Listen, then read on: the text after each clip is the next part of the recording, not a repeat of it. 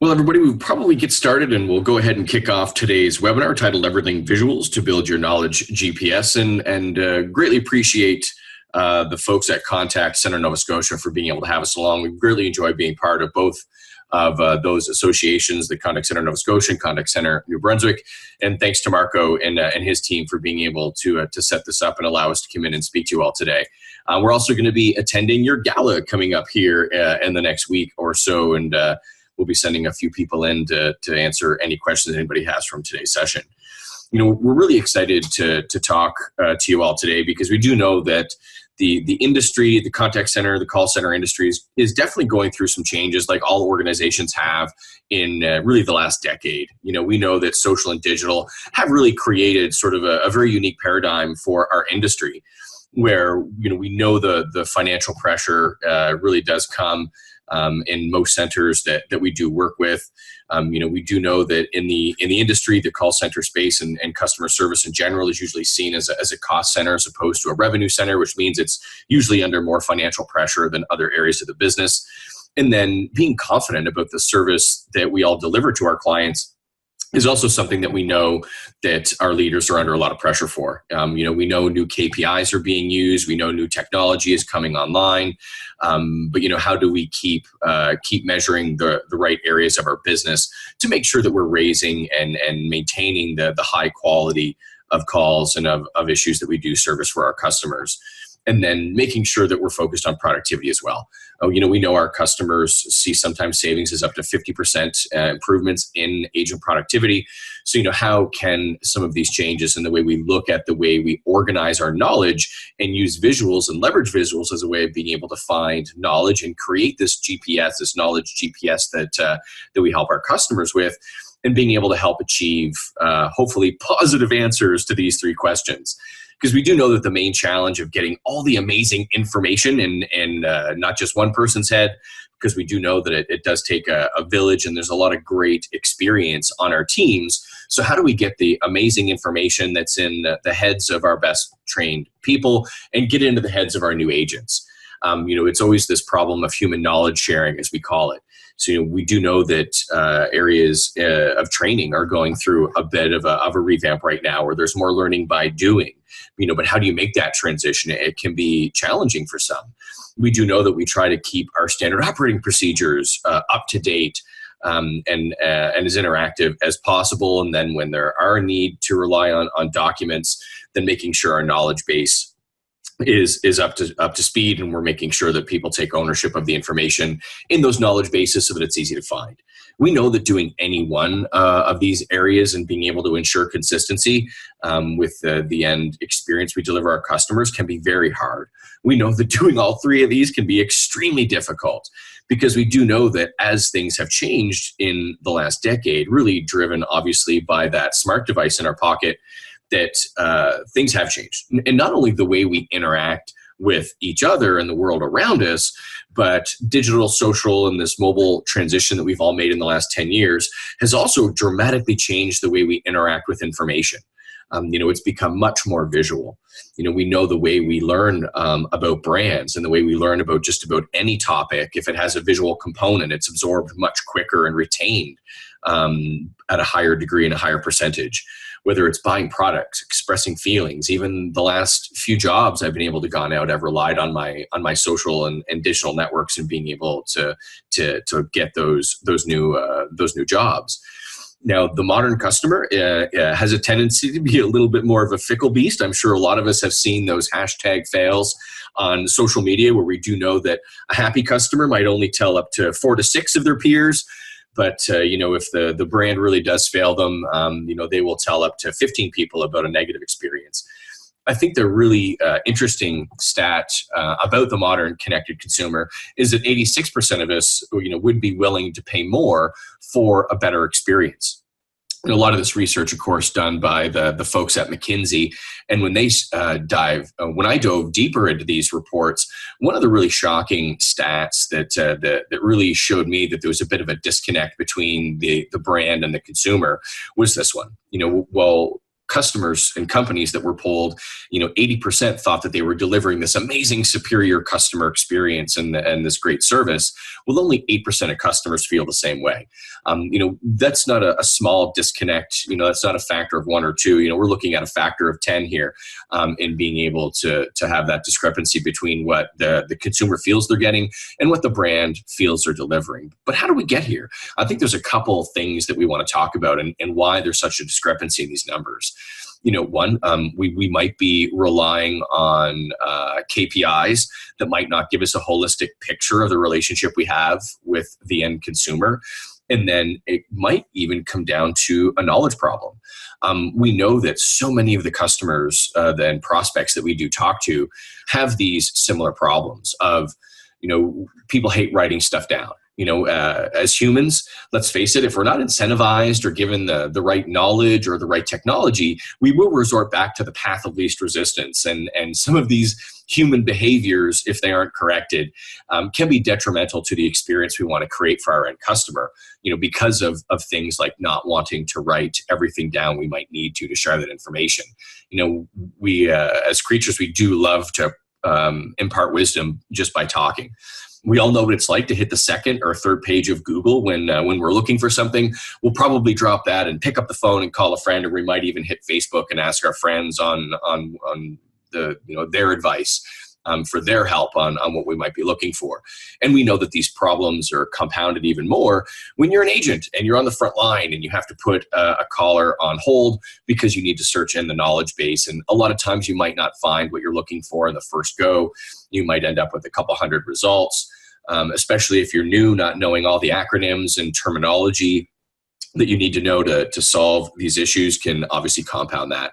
And then we do know that when we do get the right information in front of our hands or in front of our eyes, when we are solutioning for our customers, that if it's long form text, we might skim over it to try to once again get back on that call even faster when we might not remember everything that was retained. We might even rely on what we heard somebody next to us say during a call that they had around a similar issue, say last week or a few days ago. Because once again, we would much rather close cases and help our customers than maybe read a detailed 2 or 3 page article that would give us everything we need. And then we also know that a lot of the problems of maintaining information can be compounded just by the fact that everything changes so fast, whether it's industry information, whether it's company technology or marketing has changes it's going through, and being able to update all the documentation can be a real problem. And we all know that one person in the office, they call it job security, but wouldn't it be great if we could take that person's brain and turn it into some sort of visual knowledge sharing platform that helps every agent and every employee, learn and retain that information. And that's what we want to do today. We want to talk about some of these issues to make sure that you don't end up with an information problem. And we do know that a lot of customers that do have an information problem, it just gets harder to ensure consistency across all customer touch points. We do know that in the industry, sometimes it can be 6 to 12 months before an employee feels proficient in their job role. And then some organizations, they might be going down this road of starting to map and organize knowledge and information. But then when all of a sudden there is a big change, it's how does that knowledge management plan fit in with the plan you already have in place so that it becomes easy to navigate. And that can be really hard in today's fast-paced knowledge environment. And then we do know that documenting the customer journey, something that a lot of organizations are talking a lot about, definitely one of those buzzwords that's come to the forefront of the business lexicon in the last 5 years. But when we dive a little bit deeper, sometimes we make decisions to try to improve the customer journey without really thinking it through and knowing that it might actually impact the agent experience and their ability to deliver on this promise as brands we want to make to our customers of giving them a great experience. And we all know the cost of bad information. It does yield a frustrated customer. And not only do customers leave, but obviously we could have PR issues. Of course, we all see what happens in some of those online spaces and social spaces when somebody does, fail a consumer. Not only that, it can also be a real negative impactor on attrition, right? And where employees will leave for that $2 pay raise, right, and go someplace else. So these problems are definitely compounded by the fact that information could just make it harder on agents and being able to deliver on that promise as brands we make of a good experience. But who's responsible? We go back to the reports from the McKinseys and the Forresters and the Gartners and the IDCs of the world that all say this new role of the chief experience officer. We might say the CXO, or it might be a VP of client services or client experience. Sometimes sit half and half between marketing and others with guest services and customer care and in the contact center. But the way we see it is that, every employee is the one who's responsible. They are the ones that do talk with our customers and help solve our customers' problems every single day. So we do know that one-to-one relationship that our agents and really all of our employees that are customer-facing have with our consumer, they need to be empowered to be able to deliver on that promise. But the way it's done today, we all know, can be a little lackluster. I know many of you on the call hopefully are going through that transition in your training program, but we do know that as a new agent, there can be so many pieces of the puzzle to put together when you do start in this role. Whether it's 2 to 8 weeks of training, sometimes longer, where you're relying on a whole pile of memorization to try to retain as much as you can. We do know that because of this visual shift that society has gone through, that the memory retention rates in traditional classroom training is down, sometimes as low as 5 to 10%, which really puts a lot of pressure on the mentorship phase, where there could be a lot of trial and error, whether it's a nesting period or a mentorship or a buddy program that you might have in your center. We do know that can last another 2 to 6 months. And then there could be even more time training to bring your agents back in. And then once again, it could be 6 to 12 months to get them up to proficiency. And we know that the documentation and the knowledge experience that normally we create for agents can have a lot of ambiguity in the process. And we know that ambiguity just leads to judgment calls, costing our customers time and money. We know that one of the largest customers we have is an insurance company in the United States, and they feel that because of the ambiguity in their documentation, their agents are filling out probably $300 million a year in insurance claims that are simply paid in error because they couldn't follow the process documentation because it just didn't give the good knowledge experience that the agents need to fill out these claims appropriately. The way we see it at Procedure Flow is all about visuals. We see it as visual communication is faster, more efficient, and easier to consume when it's time to take action. And not just for the agents, but any employee, because that's the paradigm that we now see in the last 10 years is that, well, we've come a long way in that 10 years, but 85% of all marketing is now visual. We recall 65% of visual content we see in comparison of about 10% in written, and we follow visual instructions better, about 323% better than text-based documentation. And it all comes back to the way our brain processes visuals, 60,000 times faster than text, which really gets back to the way we like to impact the organizations that we work with is reimagine this knowledge experience that your employees have.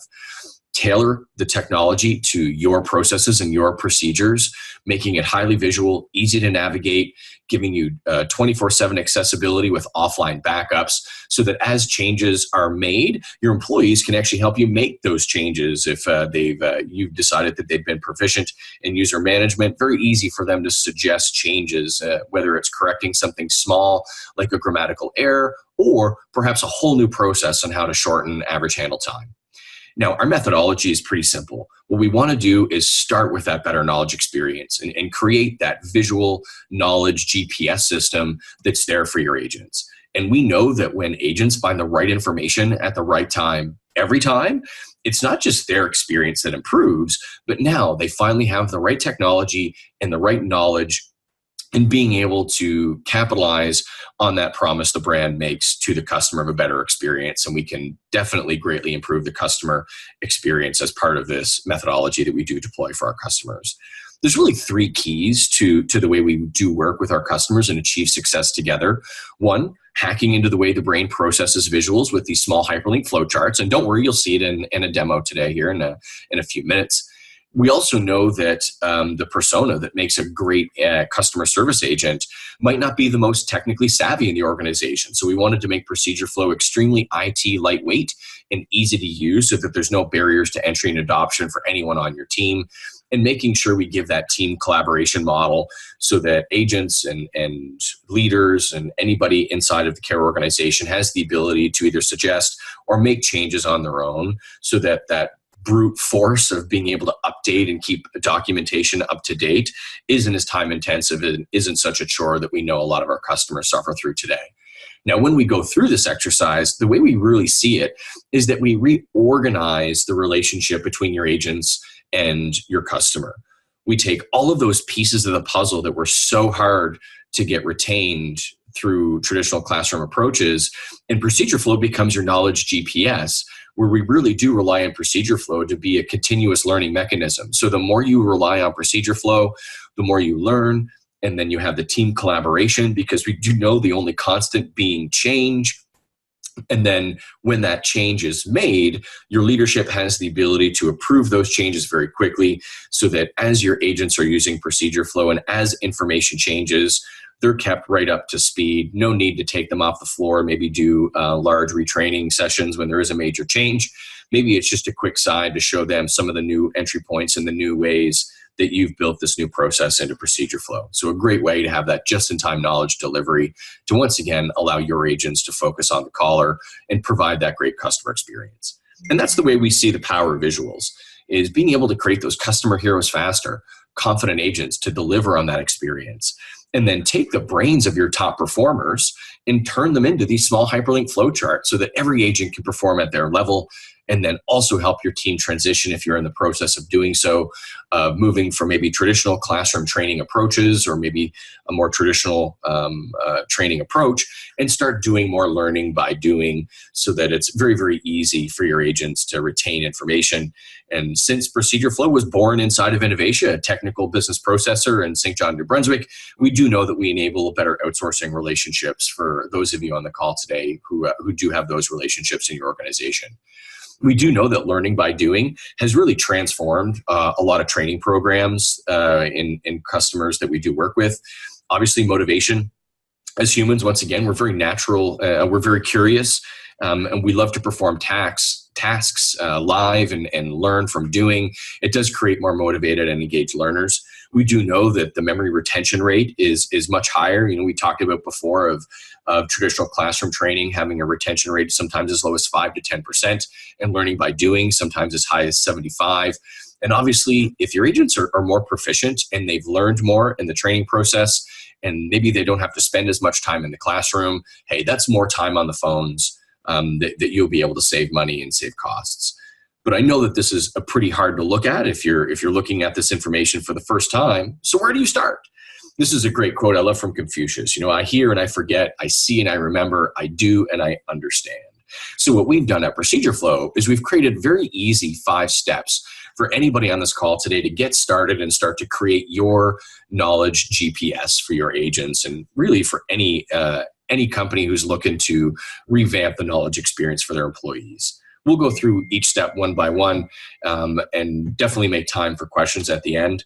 For those of you on the call today, we also have a Q&A section here in our webinar software for Zoom. So feel free to hit the old Q&A area, and we'd be happy to answer questions as they come in as well.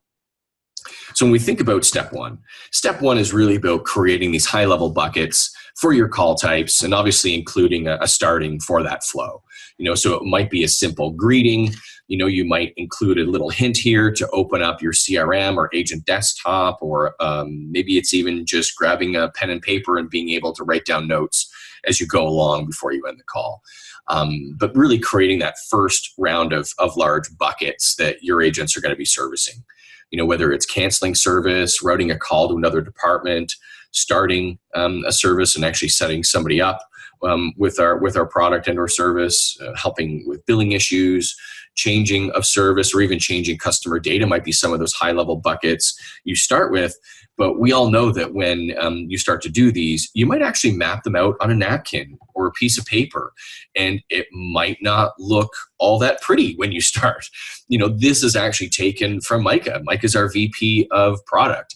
When Micah will sit down with our clients and actually start to write down the process on these timelines on when you start and what's your average time, and what do some of these different resolution types look like when they are interacting with maybe even different technologies. But don't worry, when you're done, they can actually look pretty and be very, very functional for your teams, with a fictional example we've done here for Wizard Hat Company and their customer care example. So step one, it really is about creating those high-level buckets and starting that call flow.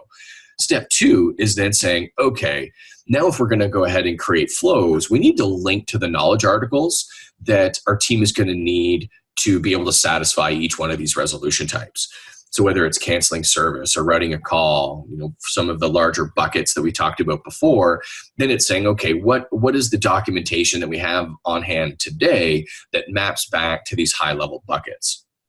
Because then what you can do is then start to put in exactly linking out and hyperlinking to those documentation. So being able to link out those knowledge articles. So if we are thinking about canceling service, we'll obviously note the reason for calling. If moving to a competitor, then we'll obviously might want to link out to the script where we're going to try to save the sale. And then obviously if we can't save the sale, then we will go ahead and process that cancellation. And now step three is really where the technology comes into play, because we do know it's not just about getting the access to the right information to help our customers, but then it's also the overlaying of the technology that we're going to need. So whether it's opening up your CRM, linking to a script that might be held in SharePoint or another system. When we think about processing the cancellation, there could be a couple different pieces of technology that we'll use. We might be using an agent desktop, a CRM, where we would have to stop billing and then also process the cancellation to make sure that the service gets stopped for that particular customer.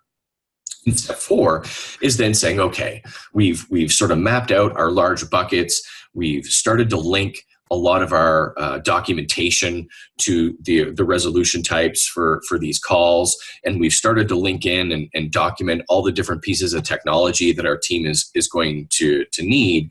Now we can start to take a look at other best practices that our agents are going to know cold, right? These are the things that they do intuitively, but maybe somebody new or somebody who doesn't respond to these types of resolutions might not be fresh in their mind. So things like, we'll want to confirm that you're speaking to the primary account holder. We do know that there's a lot of reasons for calling in to cancel. So you need to obviously, as a step before you process, make sure you have all the needed technology open so that you don't have to waste time and put the caller on hold while you get logged into the different technology. And we do know that there's a human element to everything we do.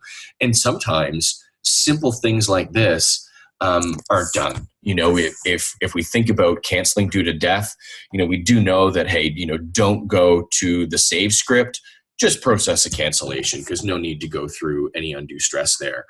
And we do know that these steps, back to some great drawings from Michael, it's going to get messy when you're trying to figure out all of the different probing questions that you might need to ask and being able to bring into those best practices, being able to link out to other experienced documentations and being able to understand how the symptoms map into those probing questions and get all these solutions together. But in the end, after a little bit of legwork, this can be very, very effective in being able to allow your agents to solve for the customer's needs extremely fast and quick. Step five is really being able to say, okay, now that we've got a couple flows up and running and we've started to map out the knowledge and we've started to map out the technology and we've started to add in the layer of best practices, then it's saying, okay, let's test and innovate. Let's work with our agents, old and new, right? The folks that have been with us for maybe just a couple months and those who have been with us for obviously the years that our center's been open, work with them and being able to battle test them, get them in front of them, beat them around. What did we miss? Is there a way to make these better? Are there any gotchas that some of our most experienced agents would be able to help add in so that, once again, all their years of tribal knowledge that they have on the job, we can turn into these small hyperlink flowcharts? Some great ways to think about updating this is being able to create feedback loops. so the updating is easy, independent of what technology you're using, making sure you're having weekly check-ins to ensure adoption, to ask any questions on why some people might be using and some others might not be using. And the involvement is key here. We need to have lots of engagement, so making it fun. We've even had a number of our customers that when they were ready to go ahead and launch their knowledge GPS, they went ahead and put little Easter eggs in there, scavenger hunts, posters, rewarded people so that they could go in and beat these around. And when they found the mistake, maybe they got that Visa gift card as an added bonus. And then being able to make sure that you're rewarding folks that you're having these wins. So we do want to, obviously, hopefully you're improving your training times and you're shortening average handle times and you're improving the CSAT scores or any other things like NPS that you might be tracking, and making sure that you're singing the praises of your team and keeping them engaged. As sort of a sub-bullet to some of these points on step 5, we might even think about some of the things that happen on the business side. This is really the people side of change.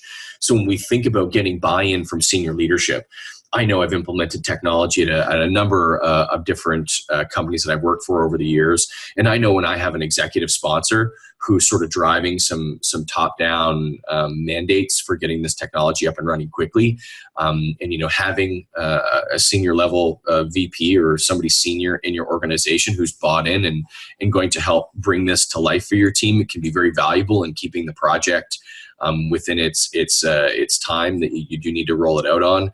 But then understanding with them, not only what they're going to like, but what are your agents going to like? Where would they might resist? And then develop that proactive plan that includes communications and training to ensure great adoption of the technology that you've invested, not just your time, but some resources in. There's also some things to consider from a training perspective. When we think some of the ways that we've dramatically transformed some of the training programs, anywhere between 50 and sometimes 90% have improved training times and being able to make agents more proficient. So when we think about that shift, there is a lot of planning when you move from maybe some more traditional training approaches to this learning by doing. And then trainers do need some time to understand how this will impact their curriculum. But more importantly, if we are going to save that team time, what are some of the cool things that the training team has always wanted to do, but maybe didn't fit in their mandate? Maybe these could be different soft skills and training, maybe different emotion testing, maybe different, emotional intelligence training so that we're more emotive and we're more caring for the callers we have. So all kinds of ways to do more innovative things that maybe the training team never had a chance to do because they were already so strapped for time. There's some great things there to think about as you're starting to build out your knowledge GPS. One of the best quotes that I've heard from the organizations that we do work with is, when you are interviewing the agents after they've implemented, we do want to keep in touch and make sure that we're helping, making sure the technology can be as successful as it can be. We hear this quote so often. I thought it was very important to add it. This is the first time they've done something just for us, and it's like every agent we talk to. It just creates such a better experience for them. I thought it was important to include. Now, hopefully by now, a lot of you are thinking, how do we fit in, and how would we go down the path of trying to implement this? If you were looking at working with procedure flow, and the way we see, technology today is obviously so many of our customers will use, a CRM or some sort of point of sale system that's tracking all the customer information. You'll have your telephony IVR system sitting on top of that, and then you might be leveraging some kind of knowledge base that your team is using. And then some organizations might even have a knowledge management tool, maybe some light form of flow charting or scripting tools that are helping the agents extract the knowledge out of the knowledge base and deliver back to their customer. We do know that a lot of customers, when you're thinking about, 4, 5, 2,000 agents, that is a fair bit of work when you think about a large project and a large plan. So what a lot of our customers will do is start off with a proof of concept. They'll take a look at the nastiest resolution type or the nastiest process and procedure that they have today that their agents are working with. This is probably something that they're working with every single day, right? And it's okay if this process and this procedure isn't in line with the other KPIs that we have with the rest of our resolution types. It could be things like average handle time, or it could be things like satisfaction scores. It even could be, the time it takes to learn the information, we could take a look at some of those processes and procedures that aren't just achieving the KPIs that you would like them to achieve, because we know if we start there and improve that, we know it will work with the rest. So when we think about getting up and running with a proof of concept, from the time we maybe sign paperwork or agree to terms and putting that first flow to work with your team, it's about 20 business hours. We will interview some members of your team. We'll work with some of your subject matter experts on how they're resolving some of these call type resolutions today. And once again, try to take their brains and turn them into these small hyperlink processes and leverage the existing documentation you already have today. And then a lot of companies will get to a certain point, maybe where their knowledge base is something free or lightweight, where they just might be linking into a basic documentation repository. We'll even start to bring the documentation into procedure flow, just so the way we have the ability to really reinvent what a document can look like and can be. And you'll see that in the demo today and some of these examples on how we're able to shift the way documentation is delivered. We've also partnered, when we think about technology, with a number of different technology vendors that are already key to your business. We know that technology has to work seamlessly together.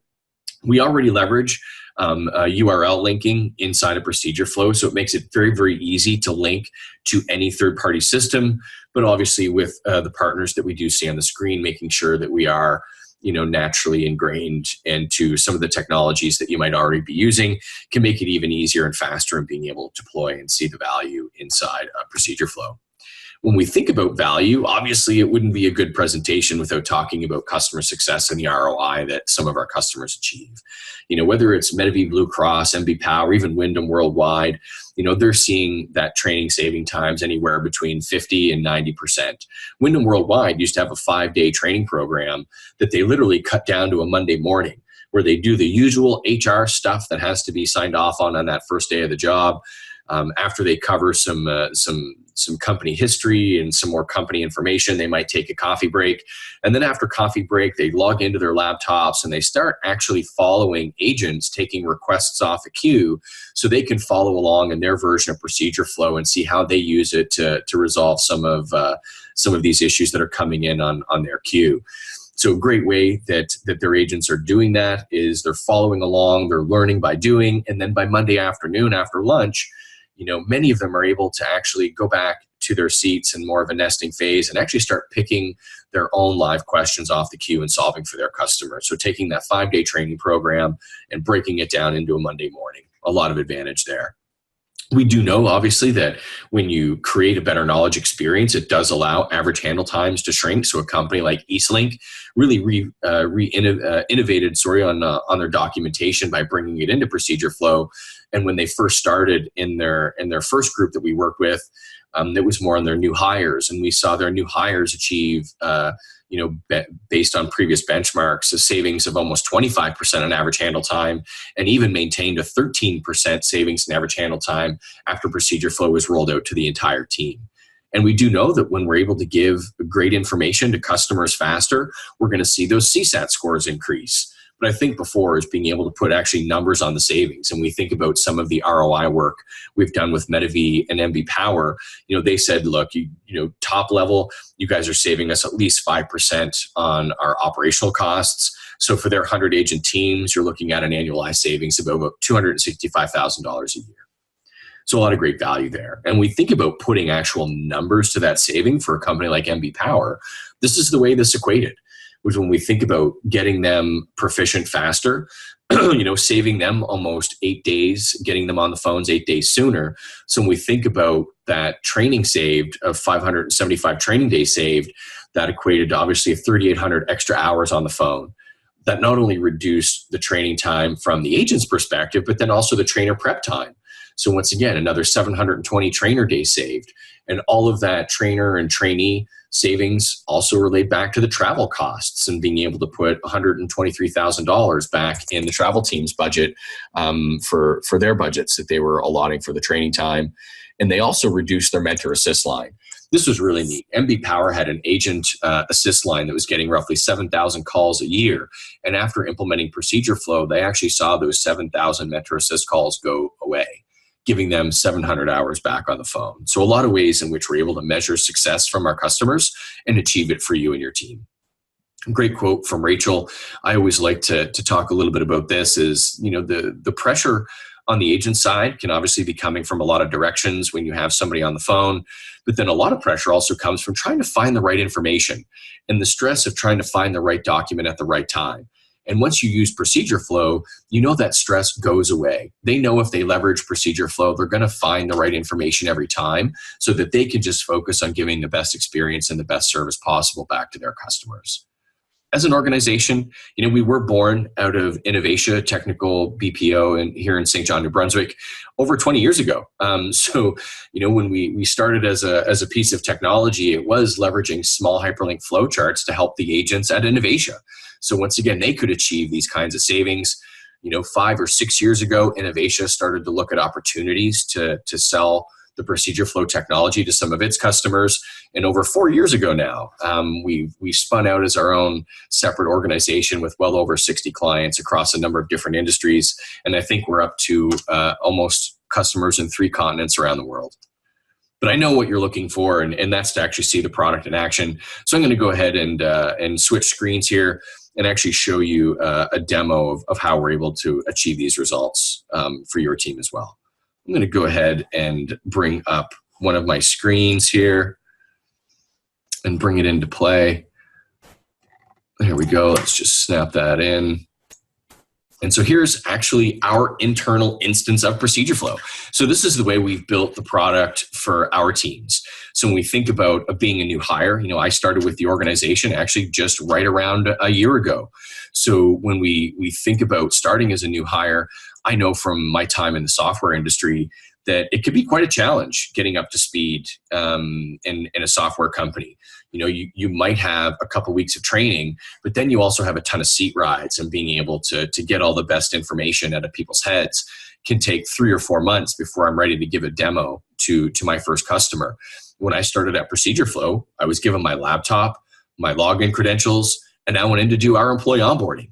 Here I could see everything that our HR team had to do, like collect information from new hire and what information and confirm cell phone selection. All of these things are laid out very intuitively for our team to be able to onboard employees, even down to getting everyone to sign the welcome card. And sure enough, at the end of my first day, I was welcomed to the A team. And then I got to go and do all the onboarding things that I had to do, like an introduction to the company. And once again, instead of maybe bringing everything into Procedure Flow, we link out to the website where needed to do things like learn our story and learn more about the management team and our board of directors. So a lot of great ways to use that hyperlinking to make it very easy for employees to self-onboard. And when I think about the industry that we're in, this could be a great thing that agents could do at home. So they have a great body of information already in their heads before they get even into the training class that first day.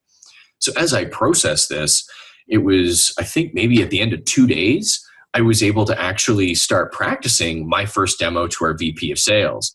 And knowing based on the previous experience I've had in the software industry, I went from something that normally might take me anywhere between 2 and 4 months down to 2 days being able to practice my first demo. So hey, I'm living proof that this is a great way of being able to create a great knowledge experience for your customers.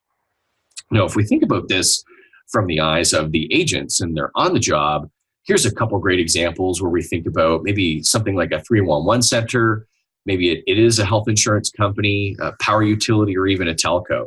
One great thing that I might even use the telco example is that each screen in Procedure Flow is what we might think of as a canvas. So it's very easy to create any experience you want on these canvases. We thought, obviously, if we were going to build this for a fictitious telecom company that we've affectionately called Coast Telco, then you'd probably want a home screen for your agents, maybe linking out to the company's social accounts or live weather updates, vacation reports, product updates, quick links to all the pricing. And then obviously, hey, it's time to answer that first call where we have obviously our script is prompted. Thank you for calling Coast Telco. My name is Corey. How can I help you? Note the reason for calling, being able to find out if they're an existing customer or not. And in this scenario, it's somebody calling in from out of province and we need to set them up. This is a great use case when we think about innovating on what a documentation could be.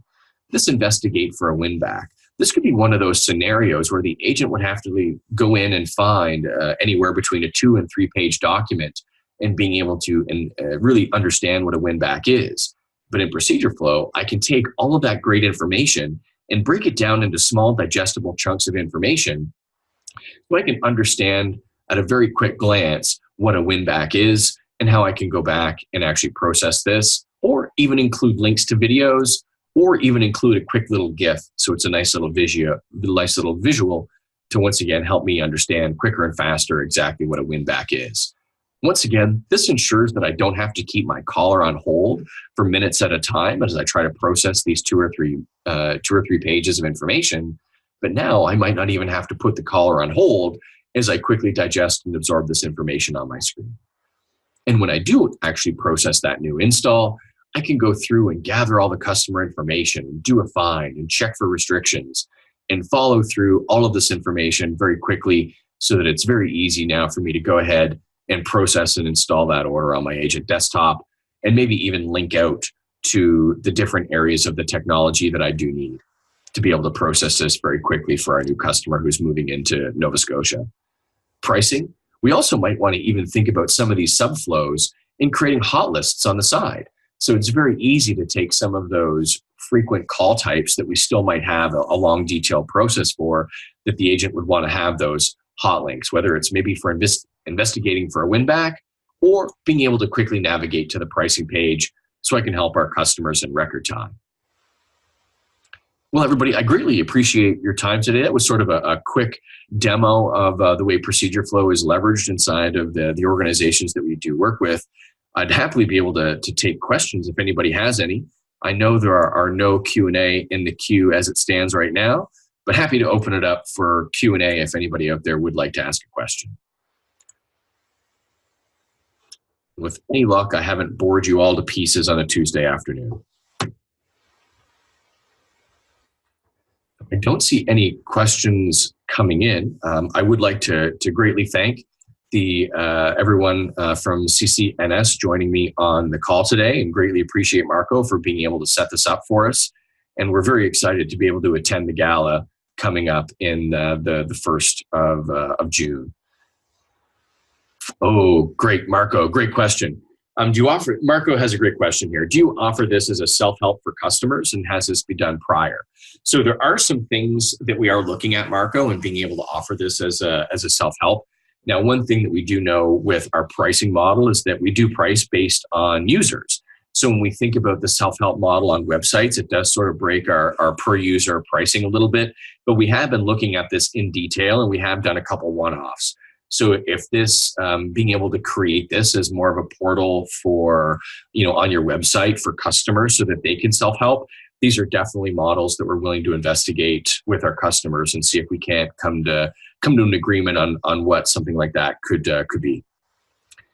Morgan, yes, you could see my email address on the screen in front of you. If you simply reach out and shoot me a quick note, I'd be more than happy, Morgan, to share this presentation with you.